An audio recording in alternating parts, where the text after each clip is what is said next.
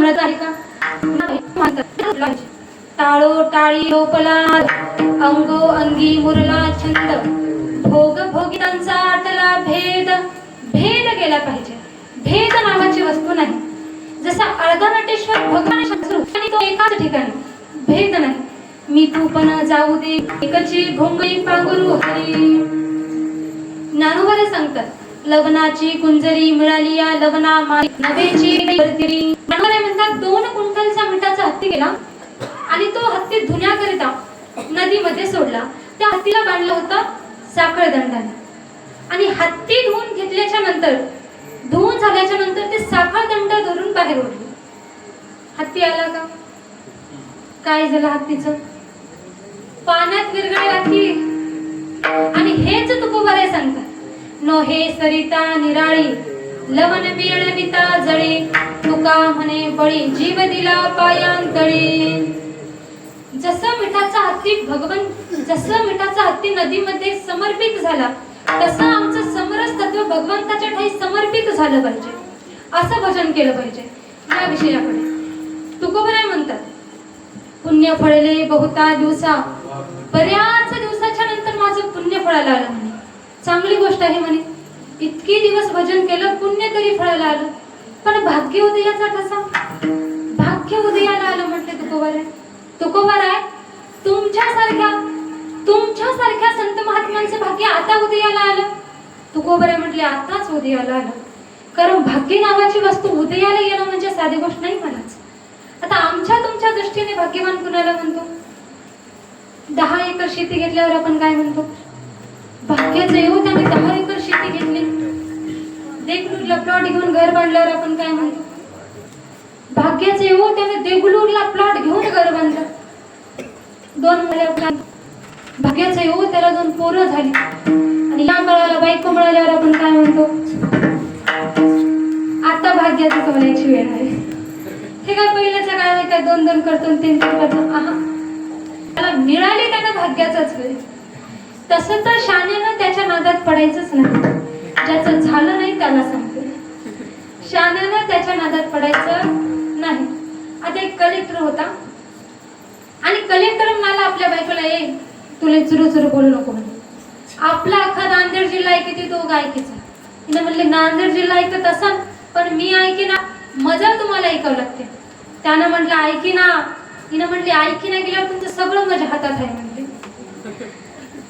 लागली महाराज 5 लाख रुपयाची शर्यत लागली आणि गणेश उत्सव जवळ आला म्हणून SP DYSP तालुक्यातली 5-6 अशा मोठमोठ्या ऑफिसरांची घेतली कलेक्टरच्या ऑफिसमध्ये. ऑफिसमध्ये मीटिंग चालू असताना बायको म्हणाली 5 वर्षाच्या पोराला हे पप्प्या जा म्हणली आणि तुझ्या पप्पाला म्हणली की मम्मीनं तुम्हाला पुरण वाटायला बोलवले. 5 वर्षाचा मुलगा कलेक्टर साहेबांकडे आला.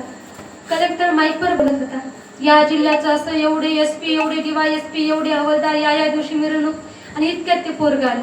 पप्पा आता आपलं पोरग काय बोलते की म्हणून त्यानं माईक त्याच्या तोंडाचं वहिनेलं. पप्पा तुम्हाला की नाही मम्मीनं पुरण वाटायला बोलवलं. त्याची तोड पायाच्या मस्तकाला गेली हे मध्ये आलं. हे म्हटलं बे आपली आहेस काही असल्या हाते काय म्हटलं. तिनं म्हणली म्हणून होतं काय तुमचं सगळं माझ्या हातात आहे म्हणून. म्हटलं बाई तुझ्या पाया पडतो. तिनं म्हटले 5 लाख. त्यानं म्हटलं 10 घे पण असलं काही करू नको. मग टोपलंभर पुरण असे हातात दिले आणि प्रसाद म्हणून वाटायला लावले. हाय का नाही तिच्या हातात? बरं ही होती जिद्दी. पण स्वप्नातली सांगते ऐका. आता एक ब्रह्मचारी माणूस एकाच्या लग्नाला गेला. आता लग्नातली हिरवळ म्हणजे तुम्हा सगळ्यांना माहिती आहे.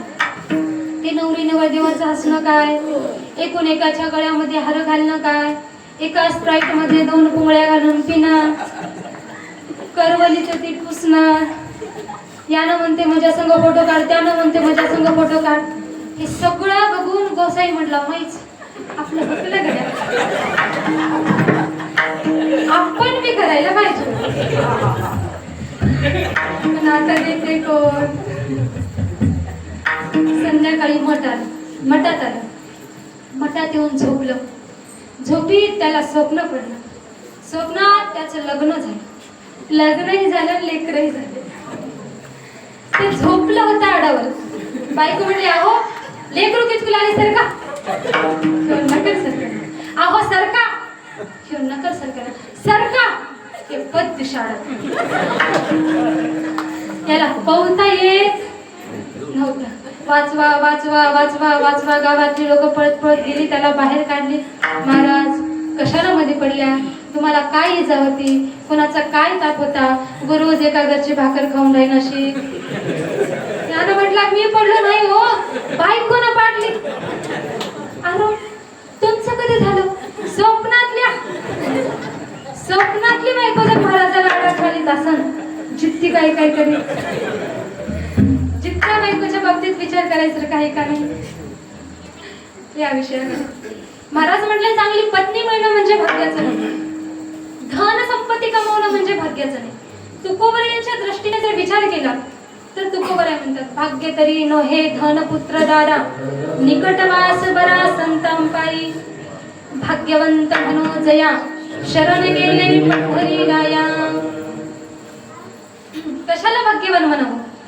जे भगवंताला शरण गेलं ते भाग्याचं, संतांचे पाय त्यांच्या दृष्टीस लागले ते भाग्याचं. तुकोबराय म्हणतात, पुण्य फळले बहुता दिवसा, भाग्य उदयाचा ठसा, झालो संमुखतो कैसा संत चरणी पावलो. तुकोबराय म्हटले, मी संत महात्म्यांचे चरण पावलो केवळ पुण्य फळायला आलं म्हणून आणि भाग्य उदयाला आलं म्हणून. तुकोबराय पुण्याशिवाय आणि भाग्याशिवाय संत प्राप्त होतच नाहीत का? तुकोबराय म्हटले, भाग्याशिवाय आणि पुण्याशिवाय संत प्राप्त होतच नाही. कारण जगतामध्ये संत प्राप्ती म्हणजे दुर्लभ आहे. कारण जगतामध्ये संतच दुर्लभ आहे. किती दुर्लभ?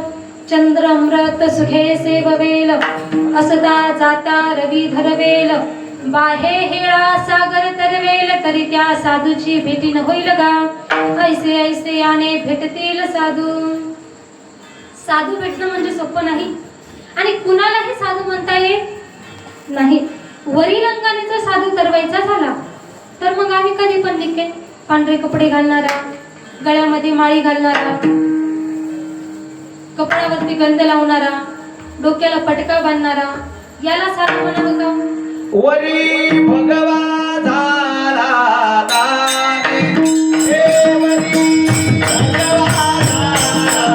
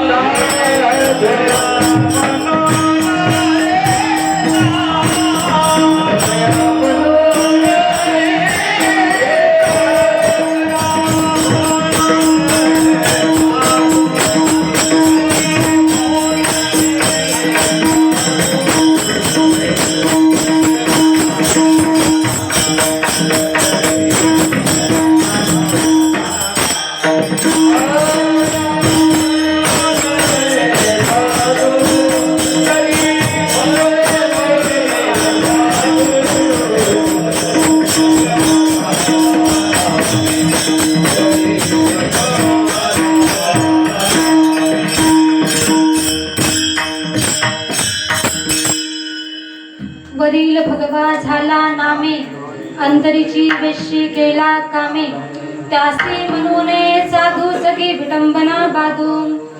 वरील लक्षणाला साधू म्हणावं का? तसे तर आमच्या गावात लई साधू येतात. डाळ तांदूळ गावात येतात. महाराज एक सुराची पोटी घेऊन, कोय कोय कोय, गावात तुमच्या महाराज आलेत माय. बाई म्हणते, बाई सगूबाई महाराज आलेत माय, चल. वाटीत तांदूळ घेऊन महाराजाकडे जातात. महाराज म्हणते, आम्ही असलं घेत नाही, आम्हाला असलं काही चालत नाही. महाराज तुम्हाला काय देव? चालू केला पट्ट्यानं. माय तुझं मन लय साफ आहे. काळा कपडा वापरत जाऊ नको माय. तुझ्या माग अजून 7:30 चालू आहे. घरात तुझं कोणी ऐकत नाही माय. आणि त्यालाही पक्क माहिती आहे यांचं घरात ऐकल्यावर घर मागे जातं. त्याला साधू म्हणता येईल का? तिनं म्हणते मग माय महाराज काय बरोबर ओळखीला. साधू अंतरंगाने शुद्ध असला. तोची साधू ओळखावा, देव देवाची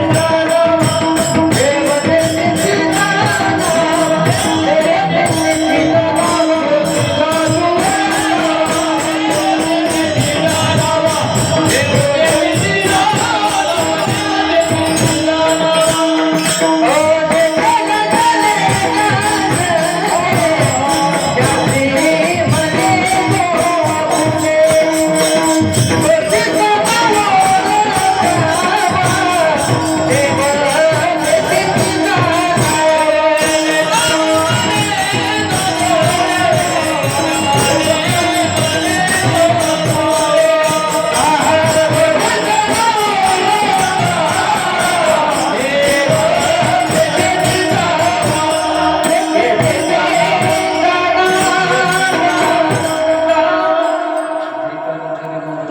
साधू साधू ओळखावा, देवतेची जाणावा. वरील लक्षणाला साधू म्हणता येत नाही महाराज. आणि त्या साधू अंतरंगाने शुद्ध असला पाहिजे. आणि त्या साधूची भेट तुकोबर यांना झाली. माहो शुद्ध दशमी पाहोनी गुरुवार केला बाबाजी आपुले सांगितले नाम मंत्र दिला राम कृष्ण हरी. वंदूर गावामध्ये तुकोबरे झोपलेले आहेत आणि तुकोबरे झोपलेले असताना तुकोबऱ्यांचा साक्षात्कार झाला. माघ शुद्ध दशमीच्या दिवशी तुकोबऱ्यांना स्वप्नामध्ये येऊन गुरुवर यांनी दृष्टांत सांगितला. सापडविले वाटे जाता गंगा स्नानी मस्तकी तो जान ठेविला कर भोजना मागती तुपपावशर पडिला विस्तार स्वप्ना माझे. ज्या दिवशी बाबाजी सद्गुरूंनी तुकोबऱ्यांना नामस्मरण करून घेतलं, कानामध्ये बीज मंत्र ओतला, त्या दिवशी तुकोबऱ्यांनी पाहिलेले उद्गार म्हणजे अभंगाचं पहिलं चरण. पुण्य फळले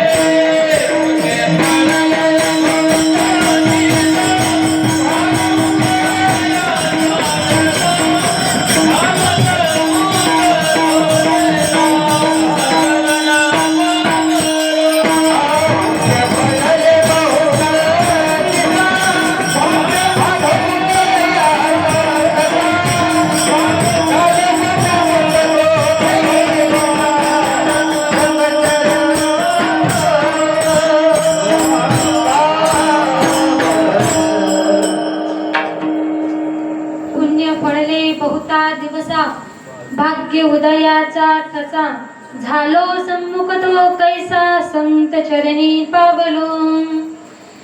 तुकोबऱ्या म्हटले झालो सम्मुख तो कैसा संत चरणी पावलो. मी संतांचे पाय पावलो, संतांचे चरण पावलो.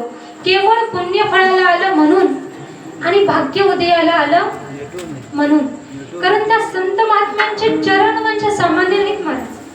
संत महात्म्यांच्या चरणांचा जर प्रकार पाहायला गेला तर ज्ञानोबा यांच्या सोहळ्यामध्ये 9 लाख 10 लाख 20 लाख समाज केवळ आणि केवळ ज्ञानोबा यांच्या चरण कमळांच्या पाठीमागे असते.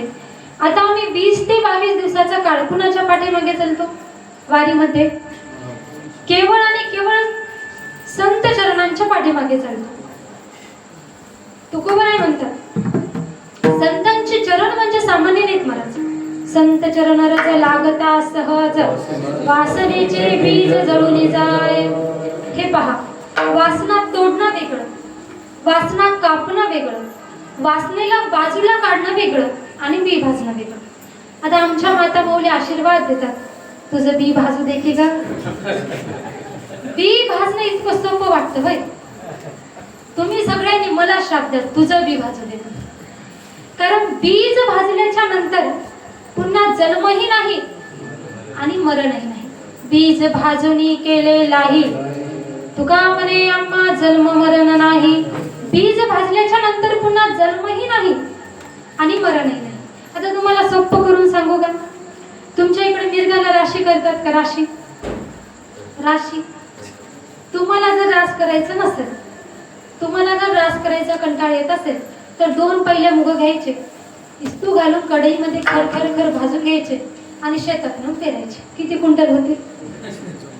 बरे आहेस माय म्हणावं, आमचं शेत काळं पडेल की म्हणावं.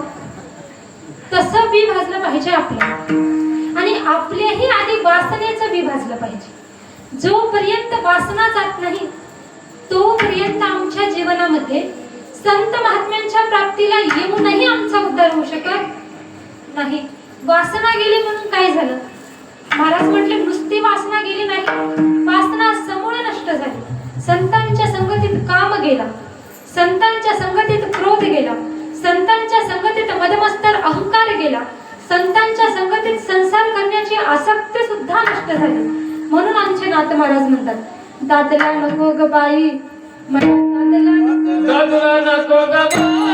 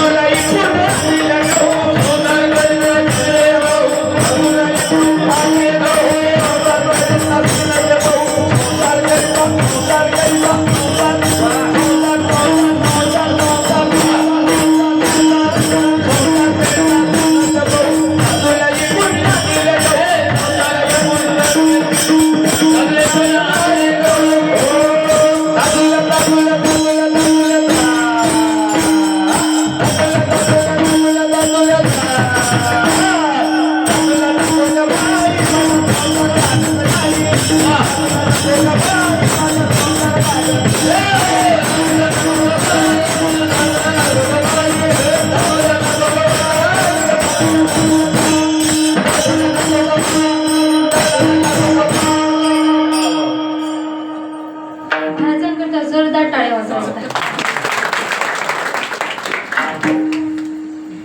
दादला नको ग बाई, मला दादला नको ग बाई. फाटकीच चोळी तुटकच लुगडं, त्याला शिवायला दोरा नाही. जोंधळ्याची भाकर आंबाड्याची भाजी, वर तेलाची धारच नाही. दादला नको ग बाई, मला दादला नको ग बाई. अहो दादला म्हणजे नाथ महाराजांनी कुणाला दादला म्हटलं? अहो संसारालाच दादला म्हटलं. कारण संसार म्हणजे काही सामान्य नाही महाराज. नका करू संसार क्षमा, नका गुंतू विषय कामा. तुम्ही आठवा मधुसूदना, तुम्ही वासुदेव वासुदेव म्हणा. संसार म्हणजे सामान्य नाही महाराज. काय काय करावं लागतं संसारात. कारभारी येगळं निघून सगळं बघ. संसार करून शिकले बहु, ताटल्या इकून आणले गहू. कारभारी येगळं निघून सगळं बघ. संसार म्हणजे सामान्य नाही महाराज. तुकोबरे म्हणतात त्या संसार नावाच्या सागरातून संतांच्या संगतीत आलो. काम गेला, क्रोध गेला, मदमस्तर अहंकार गेला आणि संसार करण्याची आसक्ती सुद्धा नष्ट झाली. आणि आता फक्त आणि फक्त भजनापुरताच उरलो. सर्वांनी एकदा भजन करा विठ्ठल.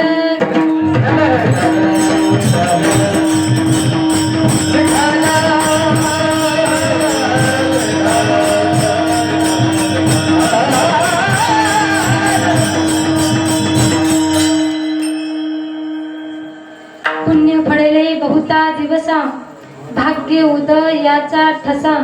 झालो सम्मुख तो कैसा, संत चरणी पावलो. तुकोबरे म्हटले माझ्या जीवनामध्ये मी संत महात्म्यांच्या संगतीत गेलो आणि संत महात्म्यांच्या संगतीत गेल्याच्या नंतर